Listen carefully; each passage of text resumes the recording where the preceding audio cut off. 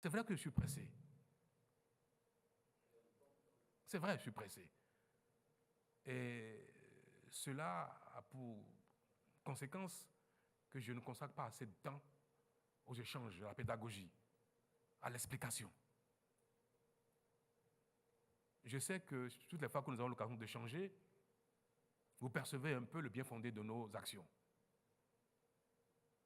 Et c'est pour ça que je vais aborder notre sujet. Pourquoi j'ai été favorable au retrait du droit de grève à deux secteurs, la santé et la justice? Pourquoi? J'ai peut-être tort, mais je suis de bonne foi. Et pourquoi sur ce point, il n'était pas convenable qu'on échange avec vous? Vous pensez qu'il serait bien de dire aux responsables syndicaux qu'on veut retirer le droit de grève au secteur de la santé? Qu'on négocie cela avec eux? Moi, je suis pragmatique. Il y a des choses qu'on peut négocier avec des conseils concernés, il y a des choses qu'il ne faut pas négocier. Si on estime que c'est bien, il ne faut pas compromettre même les partenaires sociaux. Le jour où je vais vous asseoir avec nous et je vais vous convaincre sur la nécessité de retirer le droit de grève à la santé, même si vous êtes conscient que c'est vrai et que vous dites que vous avez raison, il faut le faire, vous allez perdre votre mandat. C'est une façon de vous compromettre. Il faut avoir le courage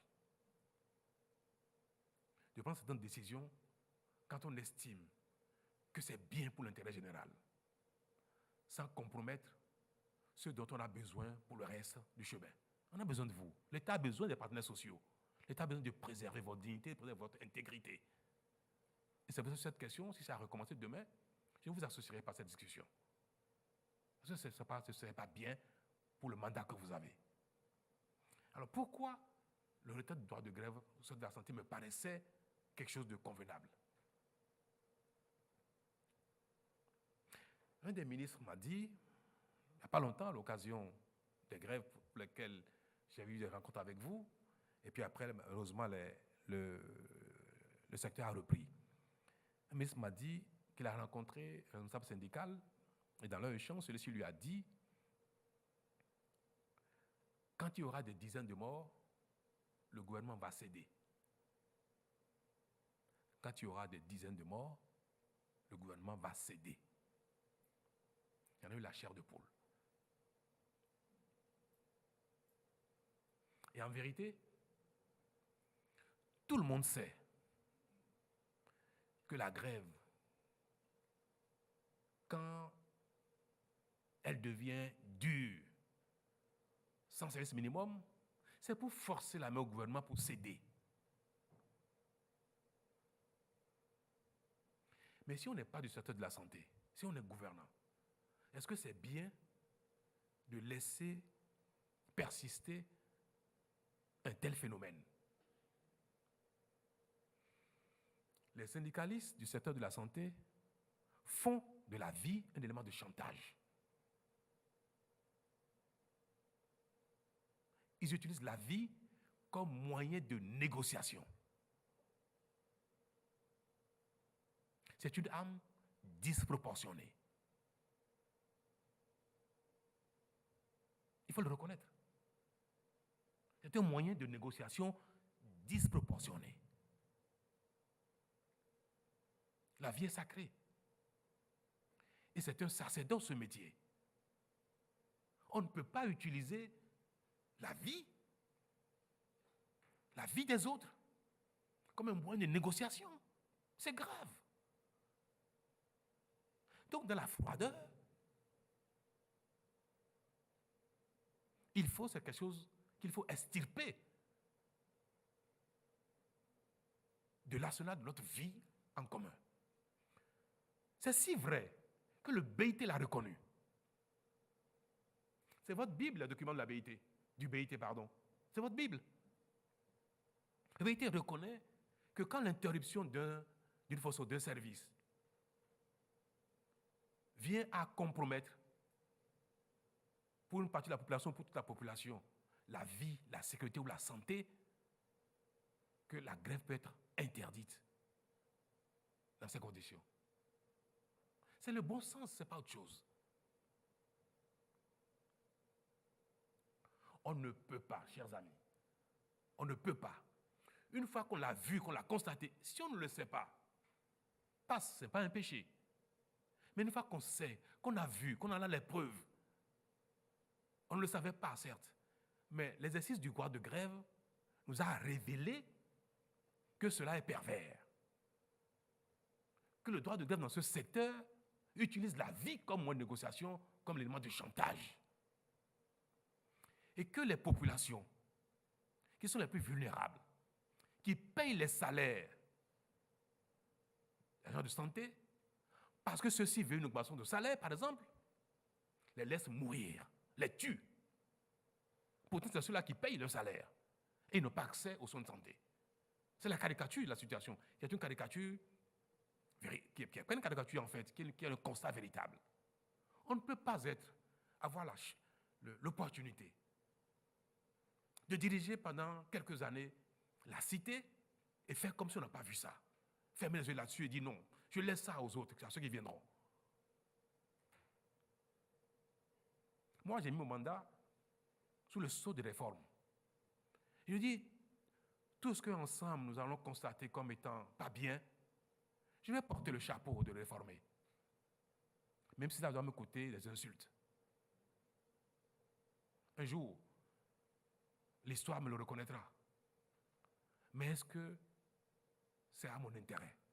Et c'est une réforme qui me sert. Moi, j'ai les moyens de me soigner. La dernière fois que j'ai été malade, je suis parti en France.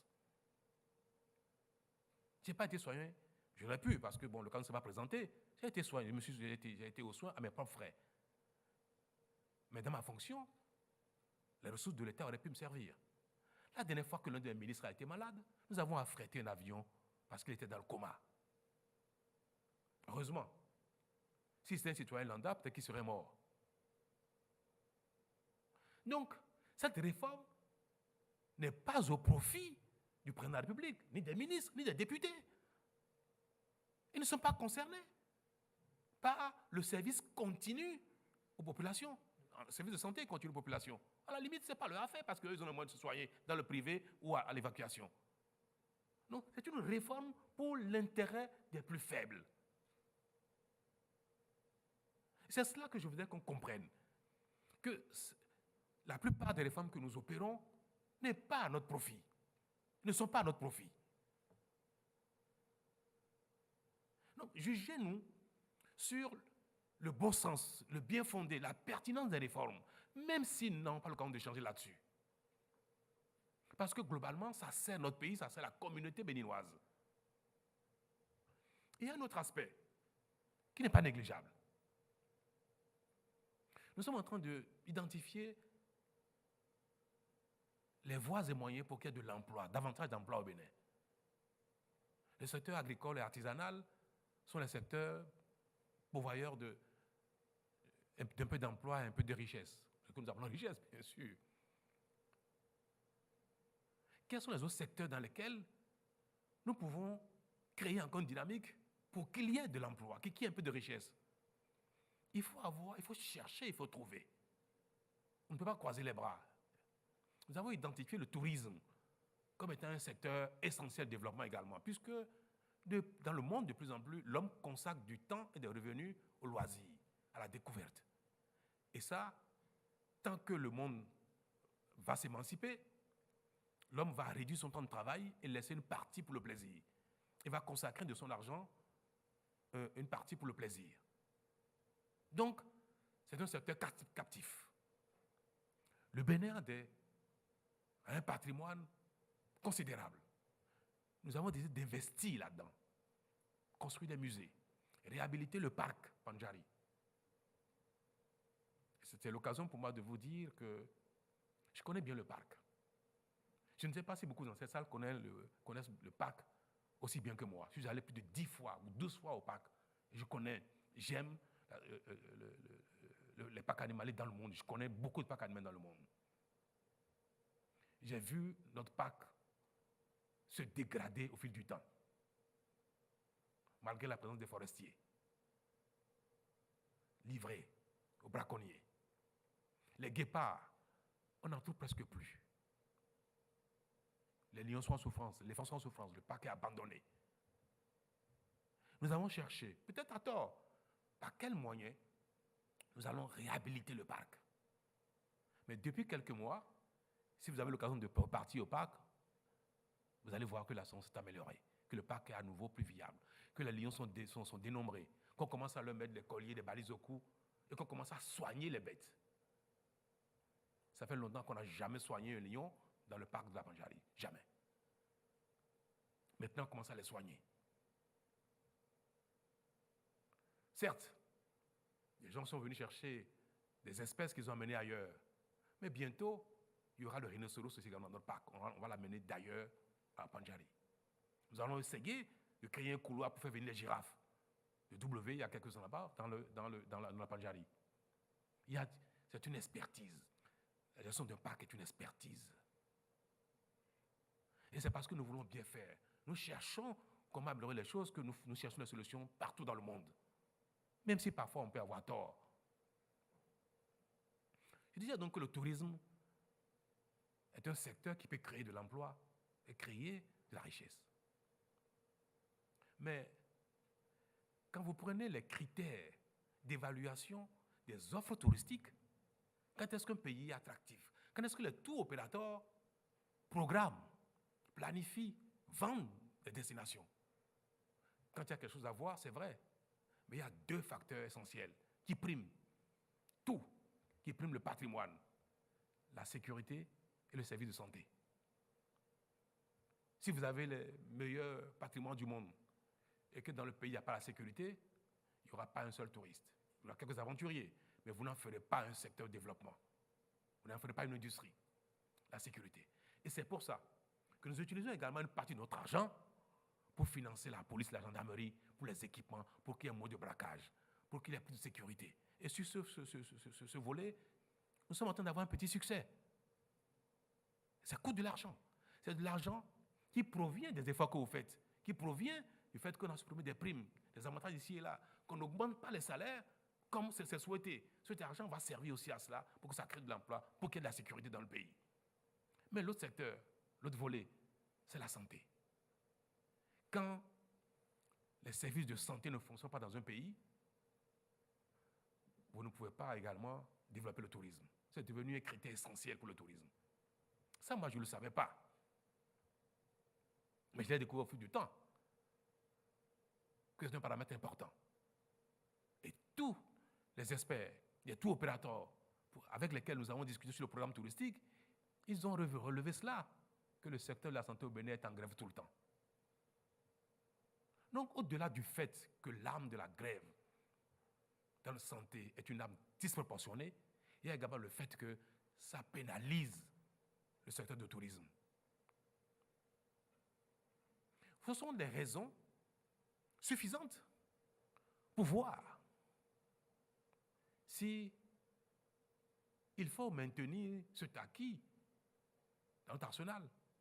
S'il ne faut pas dire non, vraiment le secteur de la santé, c'est pas bon que le droit de grève s'y exerce. Voilà donc les motivations qui nous amènent à faire des réformes. Ce n'est pas pour faire mal, au contraire. Nous péchons en ne discutant pas avec les partenaires sociaux. Mais est-ce que le péché est si grave pour remettre en cause le bien fondé des choix que nous faisons? Il ne faut pas que la forme, le défaut de la forme compromette le bien fondé du fond.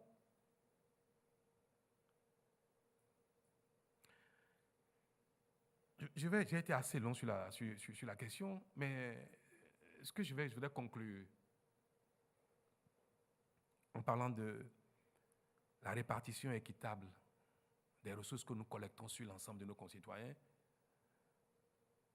c'est que, est-ce qu'à un moment donné, chacun de nous, compris les syndicats, ne devrait pas dire, oui, nous défendons l'emploi, mais nous pourrions également réfléchir à la création de l'emploi. Parce qu'à un moment donné, vous allez défendre presque rien, parce qu'il y aura presque plus d'emplois. Et j'ai dit une fois ici que si ceux qui sont à la recherche d'un emploi devraient monter un syndicat, ils seraient plus nombreux, plus puissants, plus forts que vous. Parce qu'ils sont plus nombreux, ils sont plus enragés, ils n'ont pas à manger, ils ont faim, ils ont cherché de l'emploi. Donc la question de l'emploi devrait vous préoccuper également. La question de l'amélioration des conditions de vie de nos populations, de nos familles, de nos parents dans les villages, de l'eau, de l'électricité, devrait également vous préoccuper.